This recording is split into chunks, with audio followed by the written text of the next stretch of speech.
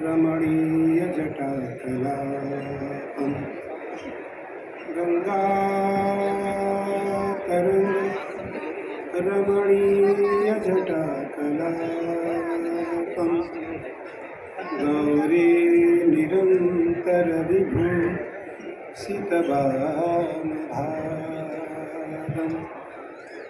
नारायण प्रियमनं कमदापहारं वाराणसीपुरपतिं भज विश्वनाथं गंगा गंगेति यो ब्रूयात् योजनानां सतेरपि मुच्यते सर्वपापेभ्यो विष्णुलोकं स गच्छति छच्छायामाकोटराक्षीं प्रलयघनघटां घोररूपां प्रचण्डां दिगवस्त्रां पिङ्गकेशीं डमरूसृणधृतां खड्गपाशाभयानि नागं घण्टां कपालं करसरसिरुहे कालिकां कृष्णवर्णां ध्यायामि ध्येयमानां सकलसुखकरीं कालिकां तां नमामि भगवती राजराजेश्वरी तां नमामि। आज भगवती माँ गंगा कि वो माँ हम सबों की माँ है और गंगा को जिसने भी आज तक माँ माना है गंगा ने सबसे पहले उसे ज्ञान प्रदान की है। फिर गंगा ज्ञान भक्ति देती है, उसके पश्चात वैराग्य देती है, फिर अंततः गंगा मोक्ष प्रदान करती है। उस गंगा से आधारित, गंगा पर आधारित रिवर ऑफ मोक्षा, गंगा गाथा, गंगा तीरे तीरे तीर्थाटन, रिवर ऑफ मोक्षा का उद्घाटन भारतीय परंपरा के यशस्वी विद्वान मंच पर इस कार्यक्रम की अध्यक्षता कर रहे मेरे अत्यंत प्रिय, आज आपने उनका उद्बोधन, मैंने उनसे कहा कि आपने उद्बोधन नहीं प्रवचन किया, आपने उद्बोधन नहीं प्रवचन किया, आपने बहुत सारे श्लोकों का शुद्ध उच्चारण किया, क्योंकि सरस्वती का लेखन सरस्वती का कृपा पात्र ही कर सकता है। सरस्वती और लक्ष्मी में थोड़ी भिन्नता रहती है, सरस्वती और लक्ष्मी में थोड़ी भिन्नता रहती है। इस कार्यक्रम की अध्यक्षता कर रहे मेरे अत्यंत प्रिय भारतीय जनता पार्टी के वरिष्ठ राजनेता आदरणीय श्याम जाजू जी, इस कार्यक्रम के मुख्य अतिथि और मुख्य आकर्षक, कौन नहीं जानता आपको। आपकी अदालत आज घर घर और घर घर के दिलों तक आपकी अदालत स्थापित है। आदरणीय रजत शर्मा जी, विशिष्ट अतिथि के रूप में हमारे अत्यंत प्रिय आरएसएस के वरिष्ठ प्रचारक इंद्रेश भैया जी, आज के इस कार्यक्रम में मुख्य उद्बोधक मेरे अत्यंत प्रिय पार्लियामेंट मेंबर आदरणीय निशिकांत भैया, हमारे बहुत प्रिय सांसद नागर जी, हमारे छोटे भाई और हमारे शिष्य, हमारे अखाड़े के वरिष्ठ महामंडलेश्वर राघवेंद्रानंद भारती जी, हमारे उत्तर प्रदेश में आपका बहुत अच्छा नाम है, आप बहुत अच्छे चिंतक भी हैं, लेखक भी हैं, पूर्व कैबिनेट मंत्री तोमर जी, और इस पुस्तक को जिसने छापा है, जिसने प्रकाशित किया है, आप उसके वाइस प्रेसिडेंट हैं ब्लूमबेरी के। हमारे उत्तराखंड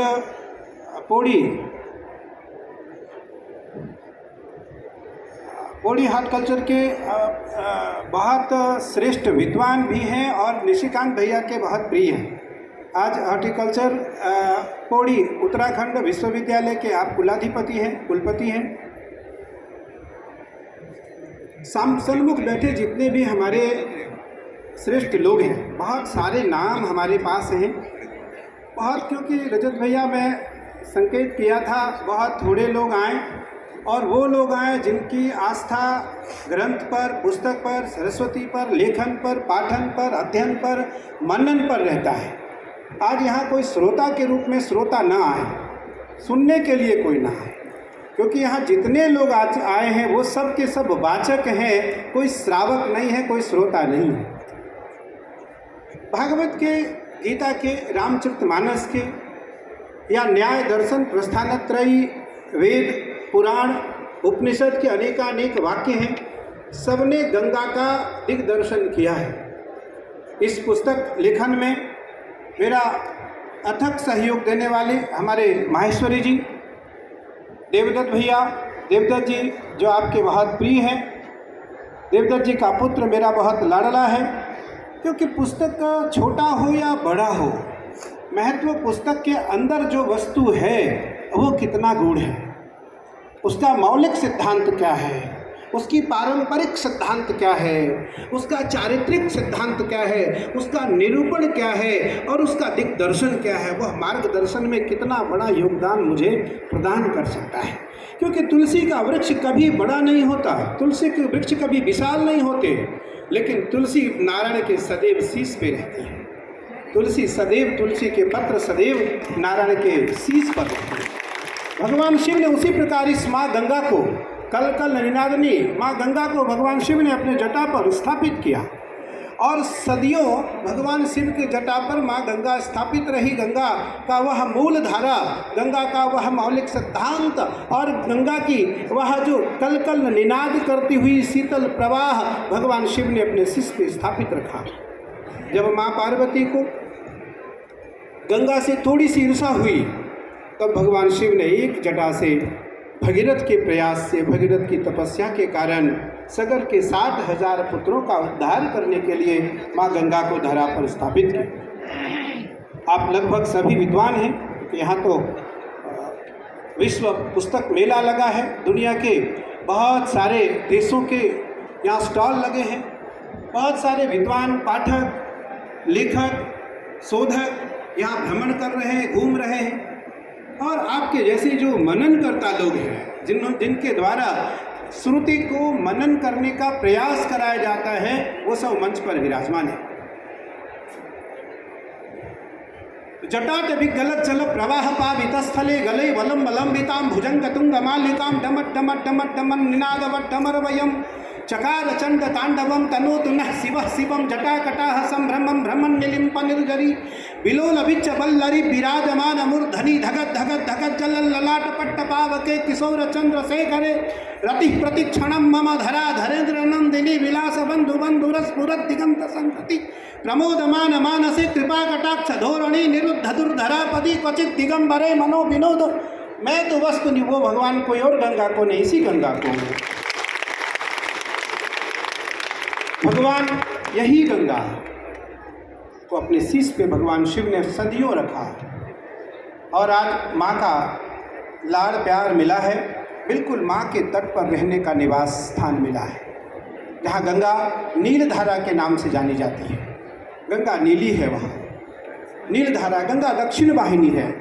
पूरे भारत में गंगा 3 जगह दक्षिण वाहिनी है। उसको संस्कृत में कहा जाता है कि गंगा त्रिपथगामिनी है। गंगा त्रिपथगामिनी है तो गंगा 3 जगह गंगा दक्षिण वाहिनी है,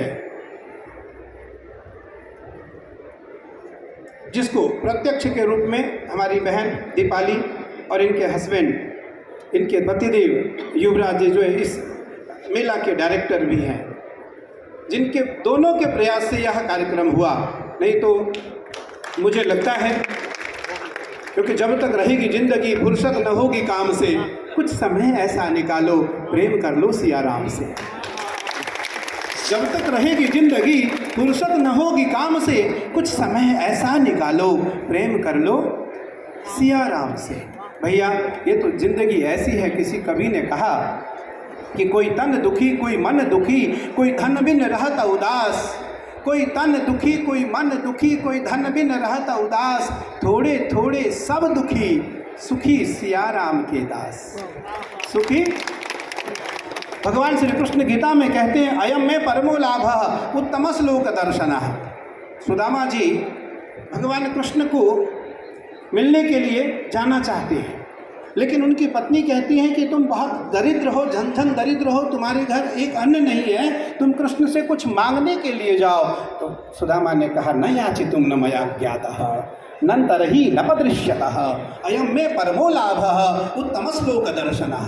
मैं कदापि मांगने के लिए नहीं जाऊंगा, मैं मांगने के लिए नहीं जाऊंगा।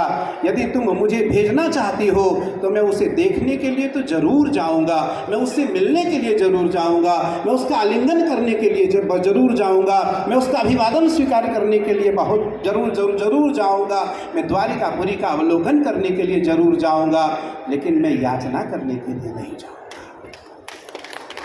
न याचितुं न मया ज्ञानः। ज्ञान की याचना करना हो तो बिल्कुल करना चाहिए।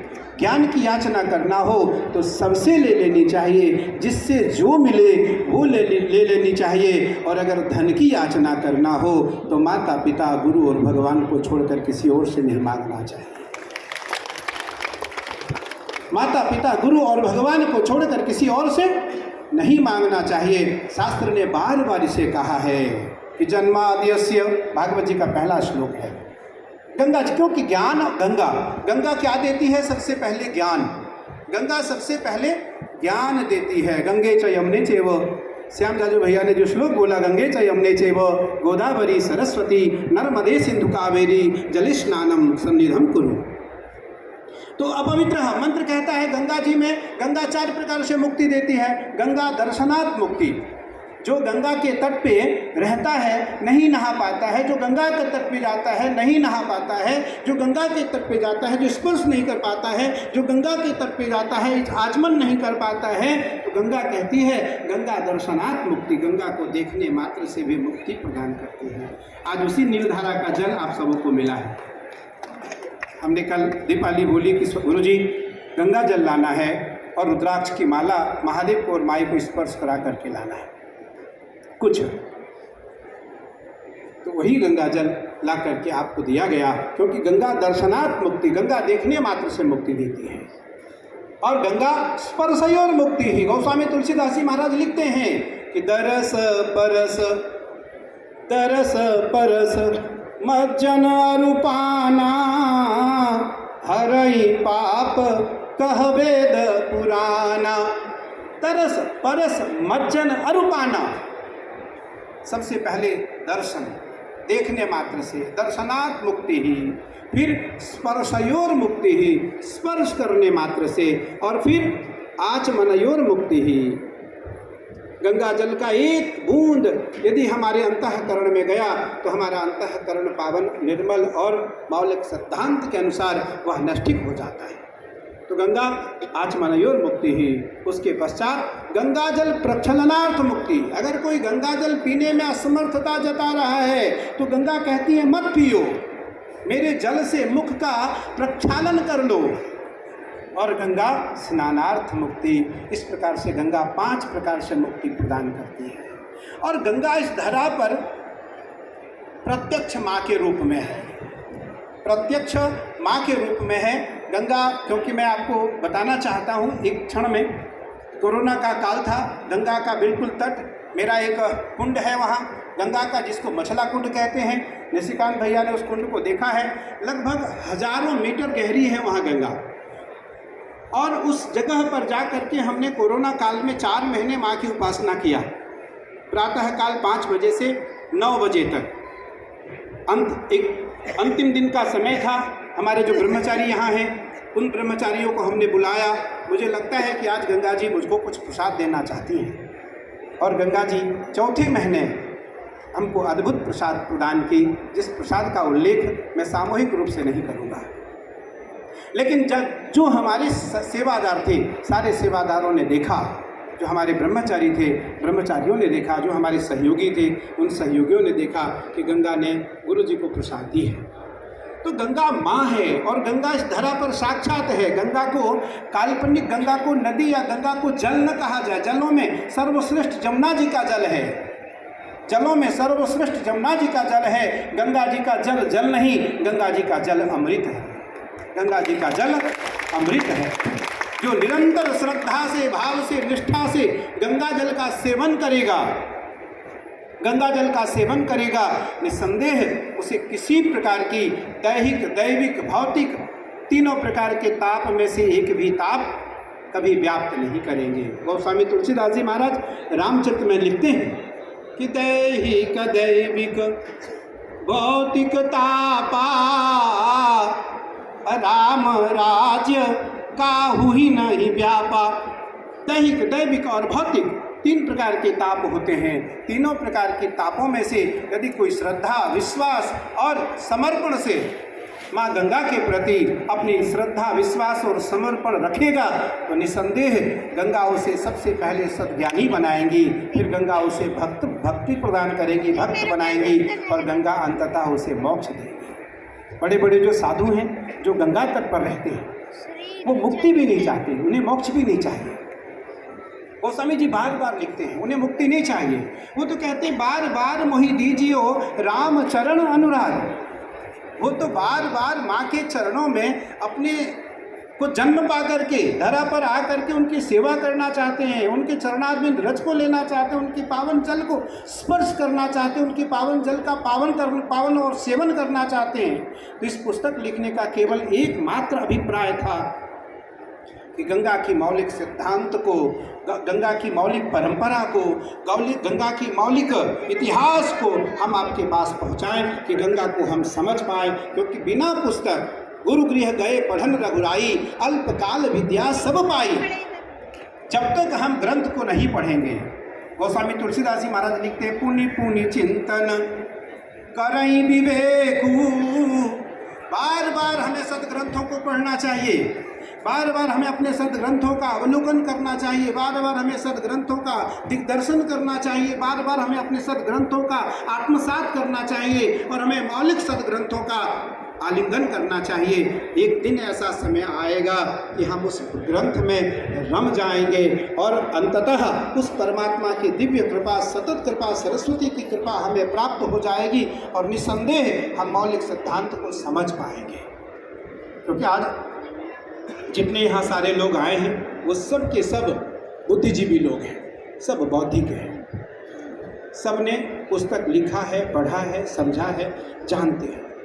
तो देश में जितने भारतीय संस्कृति के ग्रंथ हैं, रजत शर्मा जी ने भी कहा कि आपको इस पुस्तक का सारे भाषाओं में इसका अनुवाद करना चाहिए निस्संदेह। क्योंकि श्रीमद् भगवत गीता हो, रामचरितमानस हो, वेद हो और जो पौराणिक ग्रंथ हैं आज वो सभी भाषाओं में उसका अनुवाद हो रखा है। उस कारण वो सभी जो भाषावादी लोग हैं, जो भाषा प्रेमी लोग हैं, उनको पढ़ने में किसी प्रकार की कोई दिक्कत नहीं होती है।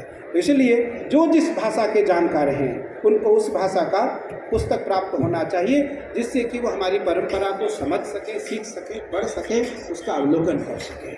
आज यहाँ क्योंकि विश्व पुस्तक मेला लगा है, दुनिया के लगभग सभी देशों के, बहुत सारे, कुछ देशों को छोड़कर बहुत सारे देशों के पुस्तक मेला में यहाँ अपना अपना स्टॉल लगाया है और सभी बड़े बड़े विद्वान आज इस मेला का निरीक्षण कर रहे हैं, अवलोकन कर रहे हैं और अनेक प्रकार की पुस्तकों का वो खरीदारी भी कर रहे हैं, उसको पढ़ रहे हैं। क्योंकि भारतीय संस्कृति में पुस्तक की परंपरा अनादिकाल से है, ग्रंथ की परंपरा अनादिकाल से है और ग्रंथ से ही हमें सब कुछ सीखने को मिलता है। तो मैं मुख्य अतिथि जी और अध्यक्ष जी की बात दोनों को स्वीकार करते हुए मैं देवदत्त जी से, माहेश्वरी जी से और उनके पुत्र से मैं कहूँगा कि हम सब इसके बाद बैठें और इसको यथोचित यथासंभव भाषा में परिवर्तित करने का प्रयास करेंगे। और अभी 3 ग्रंथ हम लिख रहे हैं। सबसे पहले महादेव के ऊपर आ रहा है कि पूजन कैसे करना चाहिए, महादेव का पूजन कैसे होना चाहिए। उसके बाद भारतीय संस्कृति के इतिहास की जो मौलिक परंपरा है, अभी जो रजत भैया को हमने एक पुस्तक दिया शक्ति स्तवनम, उसमें 5000 साल पुराने सभी स्तोत्र हैं। मैंने उसमें कुछ स्तोत्र खुद लिखा है, सारे संस्कृत में, उसमें हिंदी नहीं है, सारे संस्कृत में है वो। कुछ स्तोत्र हमने उसमें लिखे हैं और कुछ स्तोत्र पांडवकालीन संकलित हैं। लगभग 700 के करीब उसमें स्तोत्र हैं जो भगवती के सब प्रिय स्तोत्र हैं। दूसरा जो ग्रंथ है वो छोटा सा, वो गंगा गाथा है, गंगा तीरे तीरे तीर्थाटन। उसमें पूरे गांव का इतिहास है, रिवर ऑफ मोक्षा की तरह। अभी जो पुस्तक लिखा जा रहा है लगभग पूरा होने वाला है, वो महादेव के ऊपर उसको हम लिख रहे हैं, वो महादेव के ऊपर है। दूसरा जो ग्रंथ लिख रहे हैं हम वो भगवती काली के ऊपर है। भगवती क्योंकि माई का मैं उपासक हूँ, महादेव का और माँ काली का उपासक हूँ, तो मैं माँ काली के ऊपर लिख रहा हूँ कि माँ का जो कृपा है वो कैसा है। क्योंकि